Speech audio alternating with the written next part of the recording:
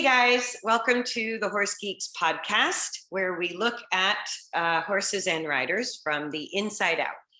I am Kirsten Nelsen, professional horse trainer and developer of training for optimal balance. And with me is Deb Romero, who is an orthopedic massage therapist and certified Alexander Technique instructor. Also, her business is called Optimal Posture. So today's topic is a little bit of a carry-on from last time, where we talked about how to work with our fear of making mistakes. And in the last podcast, we sort of talked about how we don't even know sometimes that we have that fear. So this topic is, why is change scary and why is learning hard? And I have just come to accept that as part of teaching people and working with horses. Is I go, change is scary and learning is hard. So we're going to delve in a little bit into why that is, and maybe some strategies for working with going through changes, which all of us, I think in 2020 and even 2021, I think that's been really the upheaval in our lives, is this sudden change of being in the middle of a pandemic, and then learning, feeling that difficulty because we're out of our familiar way of doing things. Suddenly everybody has to change how they're doing everything. So it's maybe a good topic for more than just horses and riders today, but change is scary and learning is hard. And why is that? What do we do about it? So I guess to pick up from last time, the first thing I wanted to talk about was like that. I think it was Rick Reese from Stanford University who had the quote about the Socratic Professor, or Socratic method of learning. And I still have that quote here. The Socratic Professor aims for productive discomfort, not panic and intimidation. The aim is not to strike fear in the hearts of students so that they come over-prepared to class. And that little statement to me is huge. It encapsulates so much about working with horses. Like a student coming to class, some of them expect to show up and just regurgitate the right answer. And with horses, that's what I call sort of obedience training. The horse learns a cue, you give the horse a command, a cue, and they spit back some thing they can do, whether it's a verbal cue or, and there's nothing wrong with tricks. Like my Arab, I did trick training with her and it was fun. But going beyond that into real learning, it can't be out of obedience and conditioned response. Real learning has to take place inside the individual. And going into it, knowing that change is unnerving, because we can't be in that place of productive discomfort unless we feel safe on the inside. And if our safety is still a big question mark, going through change is, the fear of just going through change is amplified. And I find learning is really hampered. There's not a lot of learning that can occur if there's fear. Yeah, and fear goes into the brain, sends a message to the central nervous system, which fires up your stress hormones. So you release more cortisol and adrenaline. Absolutely. So you've already set yourself up for a snowball effect of transferring all of that information to your skeletal and muscular system. So, and that's where the horse is going to receive that same sensation. Yes. Yeah. And the two nervous systems horses have, and we have, the parasympathetic nervous system and the sympathetic nervous system. So the sympathetic nervous system is the systemic changes we go through in our body when our sense of safety is questionable. So when we feel fear and we go into the sympathetic nervous system, the hormones change, the blood pressure changes, the heart rate changes, the breathing changes, where your blood flow goes. changes. It goes away from the gut and the vital organs out into your limbs to facilitate fight or flight. So in that moment, what I found really interesting was that the active part of the brain is the limbic system, or the oldest part of the brain, when we're in the sympathetic nervous system. So then, and it's called the fight flight nervous system. And then the parasympathetic, the rest and digest nervous system, all of that reverses. The blood flow goes to the gut, the breathing slows down, is deeper, the hormones change, the blood pressure changes, the heart rate changes, the gut and the vital organs receive more blood flow. So in those two different nervous systems, if we're already in the sympathetic nervous system of fight and flight, and then we're confronted with a big change on top of that, it can really escalate into, for horses and riders, a very unsafe situation.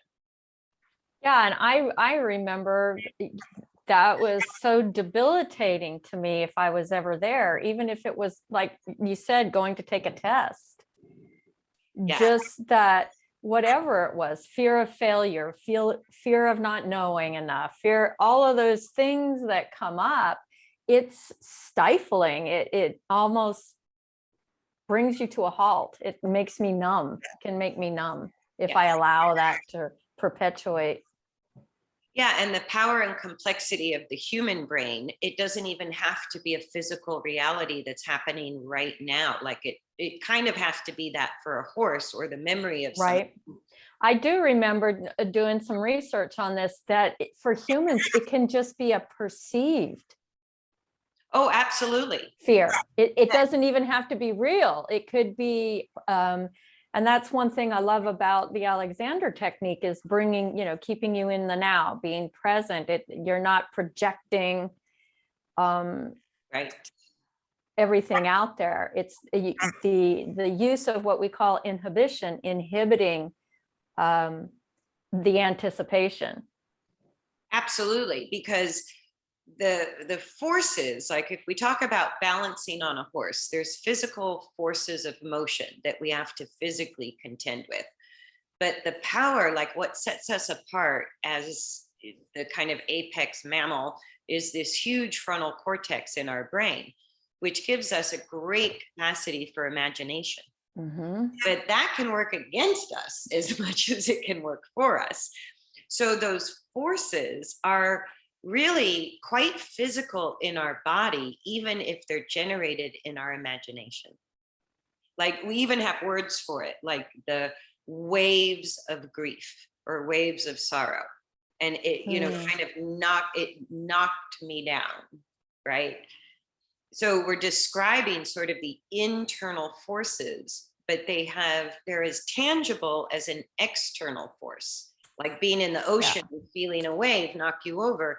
That's what grief or sorrow or depression can feel like, even though it's all in our imagination.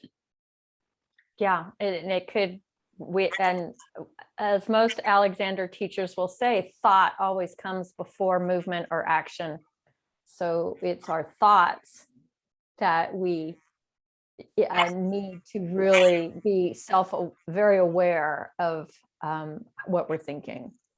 And I think sometimes we don't even know that we're acting out of fear, that our real undercurrent is feeling insecure or unsafe, because the psychological model of behavior that's related to being in the sympathetic nervous system is called fight, flight, freeze, and fawn. And fawn was sort of a newish one that's been added. But fight can be aggression. It can be anything that's overtly aggressive. But fight can also mean that under stress, you go towards the threat, not away. And flight doesn't necessarily mean running away. It can also just mean going away, which we can. I like that. Going away. Going away, which we can do mentally and emotionally as well as physically. So the tendency to go towards, or the tendency to go away, can describe the more subtle versions of fight and flight behavior. It's still fear-based, no matter how it manifests. So that's the important part to recognize is, and there's usually a physical sensation that goes with it. Yeah. So you can feel these chemical changes in your body, changes in muscle tone if you're in fight versus flight. And everybody, you might have a tendency towards one or the other, but everybody's capable of all of it. Same with horses. I always say horses come with a full deck of cards. It's just a matter of which card they pull out. And we do too. And then freeze is the sort of deer in the headlight, right? And I find sometimes mental stress or emotional stress will send me into freeze. And the way that will manifest for me is a vacation on the couch, like just streaming movies or binging on some show, just going, I don't want to think about it right now. Right. But that's kind of either a flight or freeze behavior when you feel overwhelmed, right? And then fawn, which is really interesting, is the people pleasing, like make everybody kind of happy in order to feel secure yourself. And I go, as long as we're in any of those modes, we have to sort of pause, like you said. Sometimes we're pausing for physical reasons, but when we feel that anxiety of fawning, going, is everybody happy? Because if they're happy, I feel safe, right? Or that feeling of freezing where you physically feel like you can't move. You physically sort of feel like your feet are trapped in mud or you're stuck, right? And then the same fight and flight. And in those moments, if we can recognize it, I find just with the horses, it taught me this, is when that energy is really coming up in a defensive way, the best thing you can do is nothing. Yes. And we have two types of inhibition. One is called reactive inhibition, which is where you tend to pause in the middle of something. And where we really like to work with Alexander work is called proactive inhibition. And that is actually making a decision to stop before. Yeah. You inhibit before the movement. You've got enough self-awareness, enough education that, oh, that thought came up. Do I really want to act upon it that way? Right. So before the thought or the feeling or the emotion, the feeling, physical feeling, whatever, before it gains momentum, it's much easier to pause before it really grows or gains some momentum in our minds or our body. It's always easier at the starting point to pause and go, let me do nothing for a minute. And I've done the same with horses. I go, some horses where the movement was out of control, I go, okay, let's just work on halt until all that intense energy can just sort of dissipate. Or let's just work on walk until all that excess energy. So like going for a walk or sitting and doing nothing, that's sort of the human mode of doing the same thing to just get back to an internal sense of safety. Yeah, right. It's checking in. I think I kind of call it checking in with myself. And I try to pause as soon as I get on whatever horse I'm riding and just say, okay, well, where are we today? Yeah. Where are you today? And how do you feel? And where am I today? And then move forward from there instead of looking at my watch going, I've only got an hour or whatever. Let's get going with it. Right. Just to take that time to pause and listen and then move forward has really been helpful for me. Yeah, and I had to learn it takes everything in you because you're fighting your own instinct. As soon as our body goes into the sympathetic nervous system or fight, flight, freeze, or fawn, in that moment, we're literally not using the higher brain functions. We're using the oldest part of our brain. And so it's quite difficult to become aware enough, either of the horse or you, to go, maybe this is a moment we have a little timeout. Things are really escalating the wrong direction. And then we're told it with horses, show him who's boss, don't let him win, don't let him know you're afraid, blah, blah, blah. And I'm like, oh, how's that working for you? Horses know everything you feel. It radiates out of your body. There is no faking it with a horse. So you may as well come clean and just take a break. Yeah. So, and sometimes scary things happen to us. Like I looked up, it was on universityhospitals.org. In human terms, I went, what are the top most stressful events in our life? And they had the top 5 most stressful life events were the death of a loved one, divorce, you could say breaking up too, moving, major illness or injury, and job loss. And so if we look at those are all drastic changes in our daily routine. Drastic changes. And so change always has sort of the effect of feeling like we're unstable. Oh, I like that. That things are not predictable, that we're unstable. And right. And that creates fear, which then creates stress. Or if we succumb to the forces of fear, then we don't make our best decisions in that place. Completely agree. And so it can snowball really quickly. So even knowing that these are what all of us humans sort of, these changes create massive stress in our daily life because it's significant change to what has given us security and stability and predictability. Then you buy a horse and you go, that's not how it works at all. Talk about the best teacher on the planet. Right? No kidding.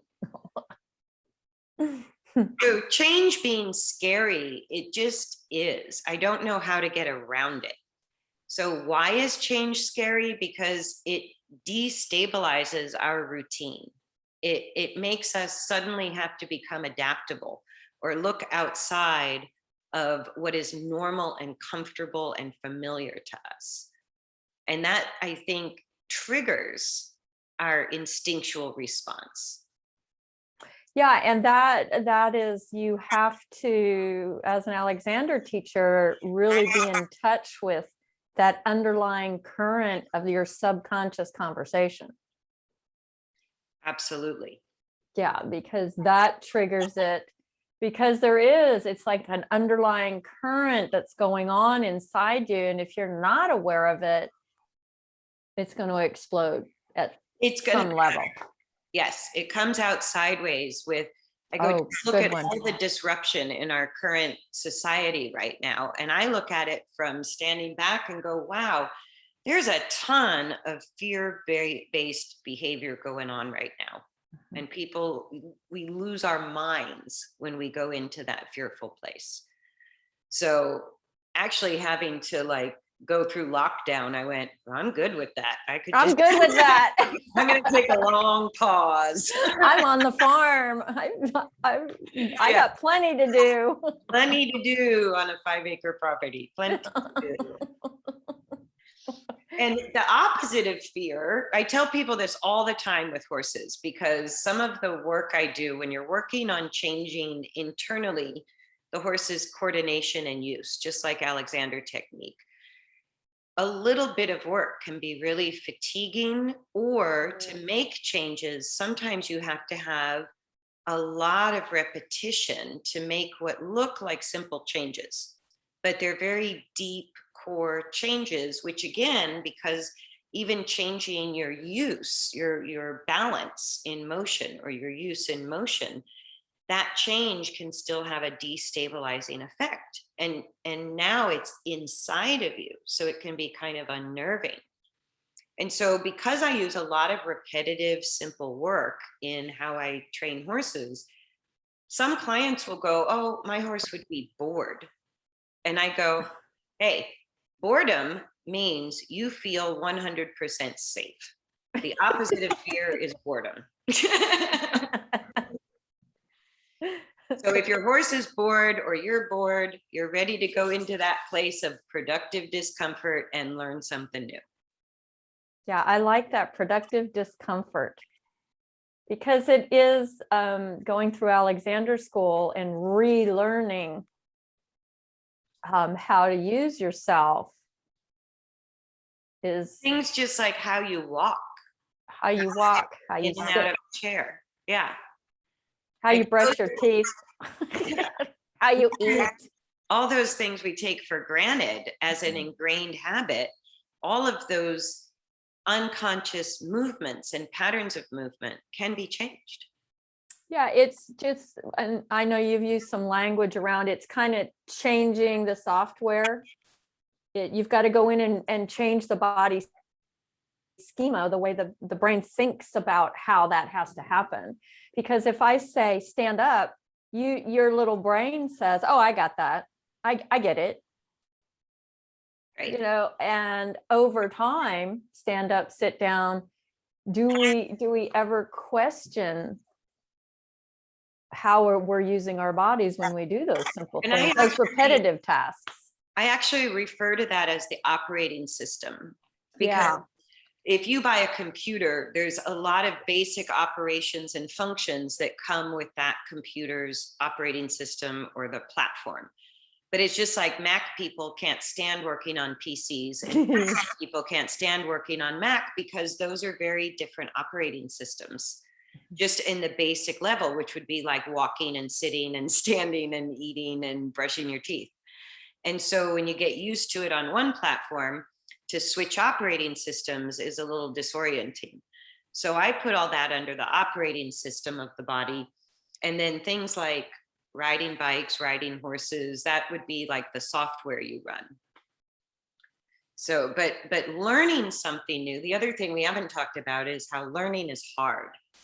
I go, why is learning hard? And even productive discomfort speaks to the idea that if you want to be productive, you're going to have to find that place of discomfort, which means that's what learning feels like. It's going to be uncomfortable. And that's where I see trainers more than anybody, horse trainers get very stuck because they've taken on the role of being the expert. But with horses, they're here to show us that you don't know shit your whole life about just if you think you have it, just so you know, the next horse that crosses your path is going to show you everything you don't yet know about horses. Yeah. And so, what I find with people is this is the difference between kids and adults. Kids don't have any filters. They just experientially absorb the information, whereas adults, what we tend to do is we try to compare it or put it in a category or those kind of things, which really interrupts the learning process instead of just accepting and adapting the information. I know I had one horse neighbor, I think she came over and watched one of your lessons, and you were teaching on somebody on one of my horses, and the whole conversation was, well, my trainer doesn't do it that way. My trainer does it this way. Yes. And I was like, wow. Okay. Yeah. And that part of that can be the fear of mistakes, like we talked about last time. Part of it can be that we get in a familiar place within our riding, and something that looks really different to what we're used to becomes instantly threatening to our sense of knowing or our own stability within what we're doing. So learning, and this model is a psychological model, I'm not sure who to credit it to, but the 4 stages of learning that are well mapped out are: the first stage is unconscious incompetence, We don't know what we don't know, right? Then conscious incompetence. We just figured out we don't know what to do, right? And that's that uncomfortable place. That's that place that's going to trigger our fear buttons related to change or making mistakes. But as soon as we realize that there is something we don't know, we feel stupid. And that's where a lot of people step off the learning path. Because it's like, I start to realize that I don't know maybe what that other person knows, but if I admit that, maybe as a professional trainer, it takes me down a few notches, so I can't go there. So a lot of professionals will get stuck in their rut because going to that place of conscious incompetence is difficult. And the next phase after that is conscious competence. That's where we're having to be slow and thoughtful, but we're beginning to develop the understanding and the skills of something new. And then yeah, that's the interesting point, because a lot of people who get Alexander work feel it's very slow. Because I think we do this, you do the same with horses. We're slowing down that whole process to bring you aware. To bring awareness into it. Yes. Yeah. Yes. And the unconscious to the conscious, like you said. And the final version is unconscious competence. That's where the new learning or the new skill is now a new habit. You don't have to think about it anymore. So if we all think back to learning how to ride a bike or learning how to drive a car, we all went through unconscious incompetence, conscious incompetence, fell off the bike a lot, right? Conscious competence, we can do it, but it takes a lot of effort and concentration, into unconscious competence. And if you go back to ride a bike, if you haven't ridden a bike in 10 years, your body will remember. It's in the nervous system because you went through those stages of learning. But it's interesting because I go, the unconscious incompetence place is where I find all the people sitting on outside the arena doing the auditing and making judgments. They got no clue what that rider and horse are working on. So I go, the people in the judgment stage are really at a level of unconscious incompetence. They don't know what they don't know. And it's not against them, but I go, it sure makes that whole like judgment gossip thing a little easier to take. Because you go, you try it, right? You try it. Then in a moment or 5 minutes at the most, you will discover your conscious incompetence. And humble you, we hope. Yeah, and I go, it's just like people who buy their first horse. Like when I bought my first horse, I was in a complete state of unconscious incompetence. And I had taken riding lessons, so I thought I knew. And then you get a horse, and the horse is like, you dummy. The horse will make you feel consciously incompetent right away. And everybody says, oh, you just get on, kick him to go, pull him to stop. Here's how you turn him. You just buy a horse, make sure you buy a good one. And it's like, oh, there's so much more to it than that. But it sounds easy when you're in the bliss of your ignorance stage. The honeymoon stage. Then your horse has a couple of wake-up calls for you. And you quickly realize the stage of conscious incompetence. Right? Then we work, and that's the productive discomfort, because now we go, okay, who do I find to help me? What do I need to read? What do I need to learn? Surf the internet, you'll get some productive help and some not so productive help. But we're in that uncomfortable place, realizing that we might have taken on more than we realized. And now we have to bump up our knowledge and our skills.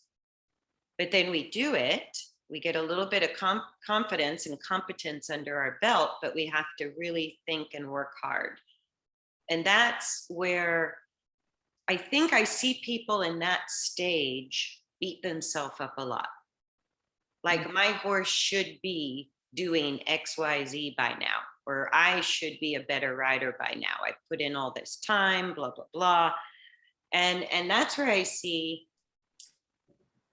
the fight, the internal fight between just getting on with the skill development and visiting the past or projecting into the future going, I've always been bad, or I'm never ever going to be any good, right? Or my horse has always been bad and my horse is never ever going to be any good.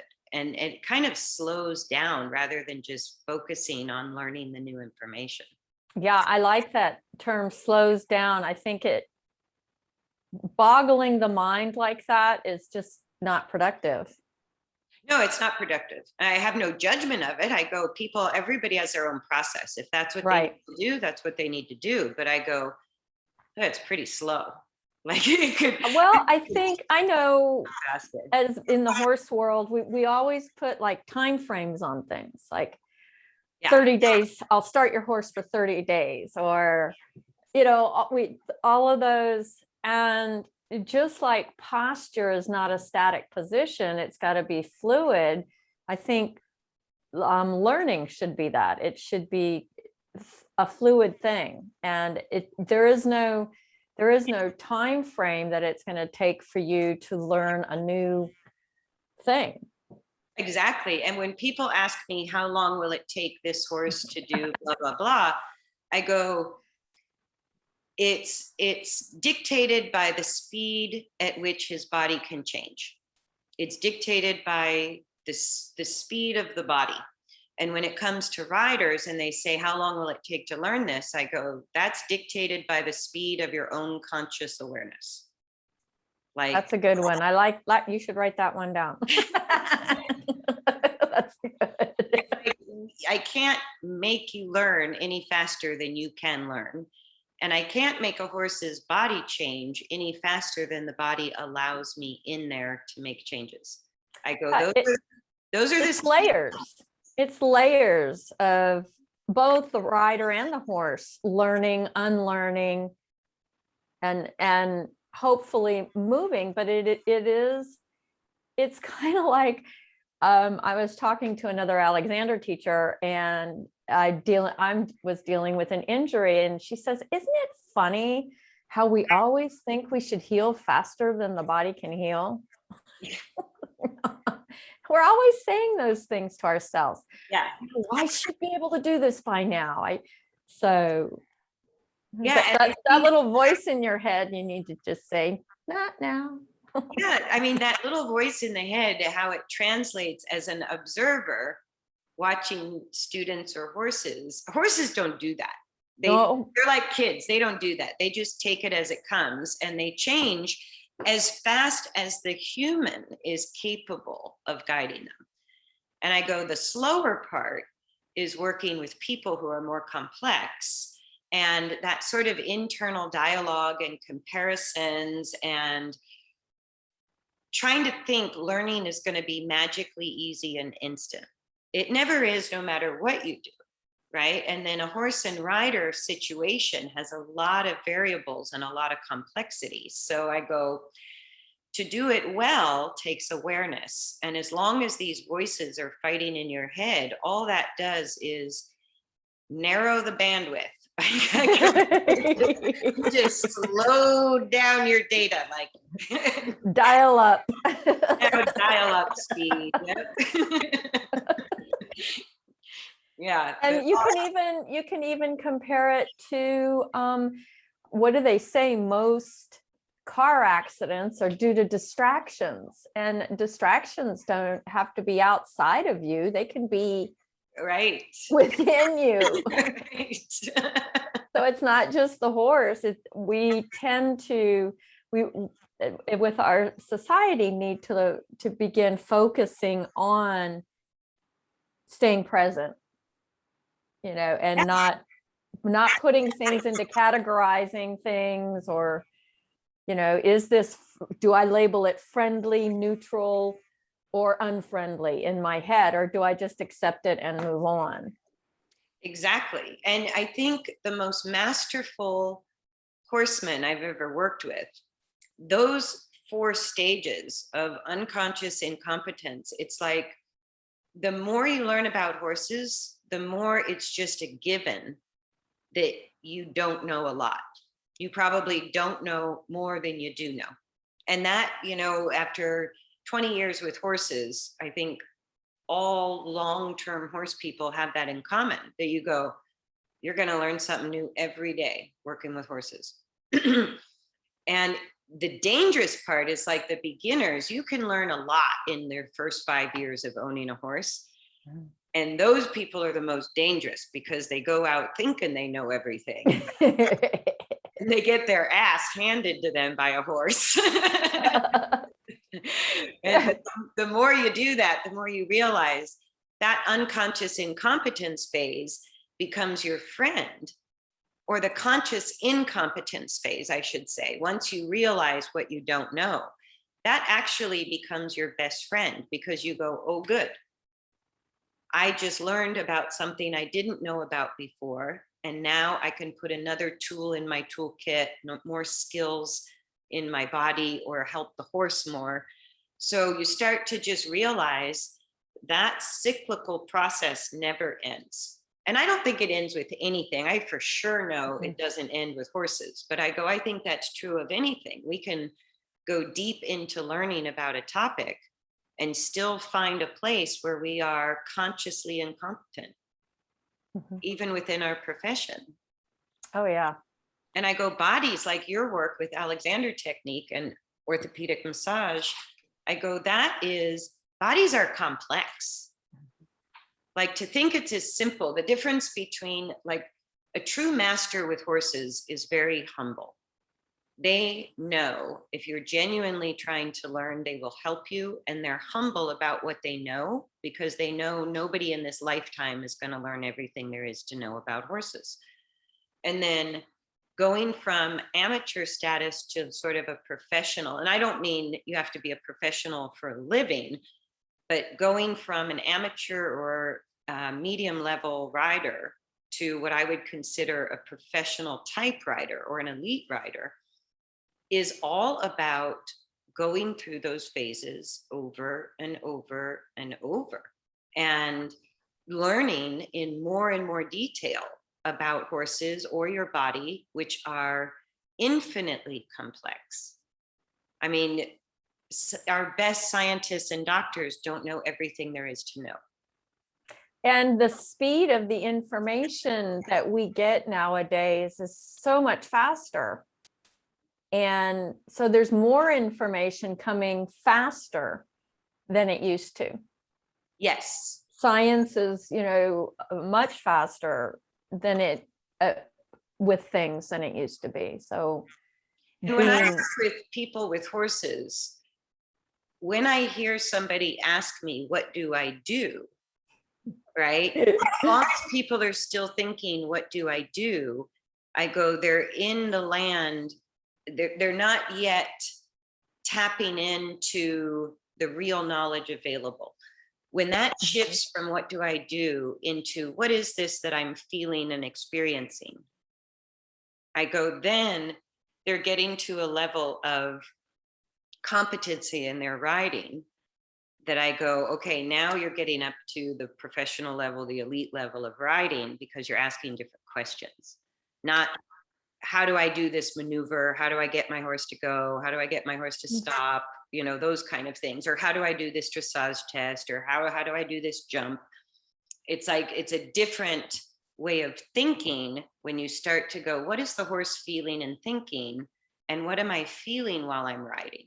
Where's my balance, the feel, the timing, what are the forces of motion doing? As opposed to put your leg here and your rein there and do this recipe.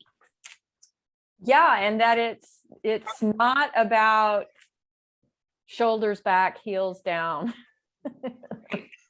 but going to that place of what am I feeling? What is going on the inside? The awareness, like, that's where the speed of the consciousness comes into play, because you can only absorb so much at a time. And it's an intense amount of mental focus to have this non-verbal conversation with the horse.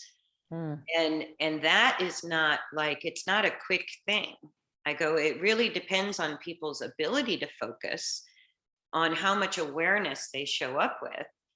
And it's more than just not falling off the horse and being able to sort of give a rein and a leg aid. I go, that that learning process becomes deeply internal and is based on awareness. Because as a rider and the teacher of your own horse, we have to be self-aware and aware of the horse. And that's the only way we can become the guide or the leader of the dance. But yeah, that curiosity of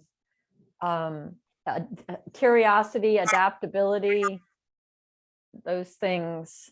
It's not about what do I do? It's not about the maneuver. yes, exactly. And I think I learned from horses. We come back to our topic. Why is change scary and learning hard? And I go, for humans, I just accepted that it was. I go, okay, change is scary. It's probably going to trigger me. And learning is hard. I'm probably going to have some tough days while I'm trying to learn something new. And just accepting that as a simple fact helped me not, it kept my bandwidth wide. Yeah. It kept me open to insights and information. But from the horses, I go, change is scary, learning is hard. Horses are so much more adaptable. Yes, they are. You know, like, okay, they're triggered as prey animals by movement and things that flutter around and changes in the environment, because that's linked to their safety, just like us. But they adapt to change way faster than humans. They get used to things that should terrify them way easier than humans do. And then I find they like to learn. When the horse feels safe, I go, I'm sure they're bored just eating grass in a pasture all day. They actually like to come out and interact with their human. I think they do. I hadn't ridden in about a week, and I spent most of the day out there today, and they gave me like, where have you been? Why haven't you been here to talk to me? What's going on? Yeah, and that was why I locked on to that phrase, productive discomfort, because I go, that's the sweet spot when I'm working with horses, is if it's too much discomfort, they're going to become defensive, go into the sympathetic nervous system, and game over. But if I can stay in that place of challenge, where it's very productive, if they're not bored and repetitive and just shutting down or getting distracted because I'm not challenging enough in their bodies or their skills. But if I over challenge them, it can lead to fear. So that little sweet spot called productive discomfort, I go, that's exactly what I look for every ride on every horse. And depending on that threshold between productive discomfort and fear and discomfort or boredom, I go, every horse has a different like area. It's not a specific thing. It's unique to each individual, where that little sweet spot is, where we have a challenge, but it's not scary. And I think that's where people begin to enjoy learning too. Right. But I like what you said about and acknowledging that it changes hard, learning is scary, or vice versa, is accepting that, is saying, yep, that's where I'm at right now. Yep. And that's okay. This is where we're at. It's okay. It's not going to be this way forever. Right. And that, I think, is a really good point that needs to happen for people, to accept that all those emotions that are coming in, but learn to inhibit and redirect, just like we do with a 2-year-old. Yes. Oh, no, not there. Go over here. Redirect. Yeah. You don't try to contain that energy. You just give it new things to do. Yeah, I don't want to spoil that curiosity. It's just Go after something else, not that. Yeah. Yes, exactly. And I think we've had that conversation before. When we're riding, it's pretty much asking the horse questions and they respond, and it's usually, no, not that. Yes. They try a lot of things. They try a lot of things. No, that wasn't it. And instead of getting mad or frustrated, I find it fascinating because I go, what I might have called an obstinate horse in the past, I can now look at him and go, wow, that was really creative. That was a creative way to get out of doing what I asked you to do. I like you that. you can see the intelligence. It's just that the intelligence isn't working with you, it's working against you. The intelligence is there all the same. It's not really bad behavior. Yes, I agree. Yeah. Anything else you want to add? Because I think I had a little set of notes, but we talked about everything that I thought was important on this topic. Yeah, I think it's good. I think the only thing I want to add is that as teachers, if we could help them, the rider and the horse, through that type of language of, accepting, motivate towards change, not punish, but to be more of the motivator. Yes. To help the change occur, and that there's really no right or wrong. And not to think that there's anything wrong with the student any more than a horse when they're in a moment of fear. Or if they're starting to get bored, you need to challenge them more, right? Or if they're in a moment of fear. So instead of a student, just like a horse, trying to fit our teaching curriculum, we have to look at the individual and go, wow, where is that productive discomfort place? And if we stay there, we make a lot of progress. But sometimes you can't stay there too long. You got to give somebody a blue ribbon and say, you did great. So they can go, okay, I feel safe again. I got a blue ribbon. After an Alexander lesson, when you're at beginning stages, you just want to go lie down. Okay, that was enough. Stop. Yes. All right, my dear, I think we will wrap it up. Thanks to all who joined us, who are following the podcast.